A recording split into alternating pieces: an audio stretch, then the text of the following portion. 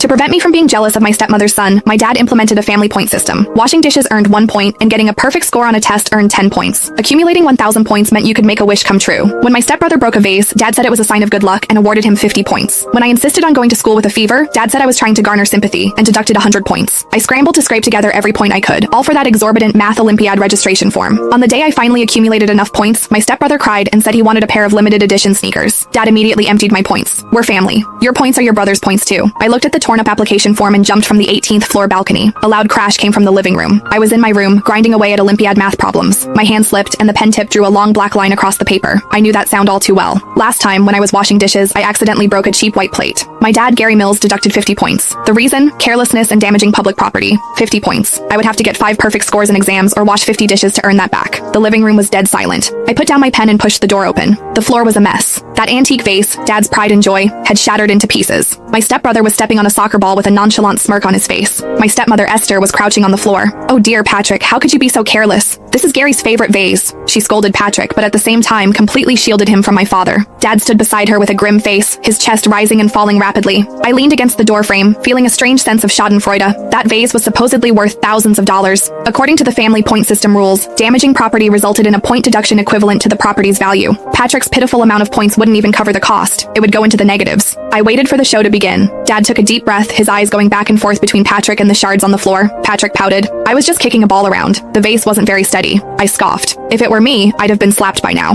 Dad glanced at Esther, who was already tearing up, as if they were a pitiful widow and a single child who were about to be bullied. Dad suddenly smiled. It's all right, it's all right. Dad waved his hand. There's an old saying, breaking a vase brings good luck. This will bring good luck to our family. I was stunned. Bring good luck? Last week when I broke a plate, he called me a good for nothing. Dad walked over to the large whiteboard on the wall. He picked up a whiteboard marker and wrote under Patrick's name. Patrick is energetic and brings life to the house. He broke a vase to bring good luck to our family. Plus 150 points. I couldn't stand it and rushed out of the room. Dad, the plate I broke only cost $5, yet you deducted 50 points from me. This vase is worth thousands, and you're giving him points? Dad turned around, the smile instantly disappearing from his face. How old are you, Myra? Why do you have to make things difficult for your younger brother? It's not making things difficult. It's about your rules. I pointed to the whiteboard. You said everyone would be treated equally in the family point system. I'm doing this for the sake of this family's harmony. Dad slammed the marker on the table. I'm Patrick's stepfather. If I'm too strict with Patrick, people will say I'm abusing him. I'm strict with you because I'm your father and I have high hopes for you. Don't you understand that? It was always this same excuse. To avoid suspicion, for the sake of his reputation, for optics, he treated his own daughter like dirt and his stepson like treasure. I can't accept it.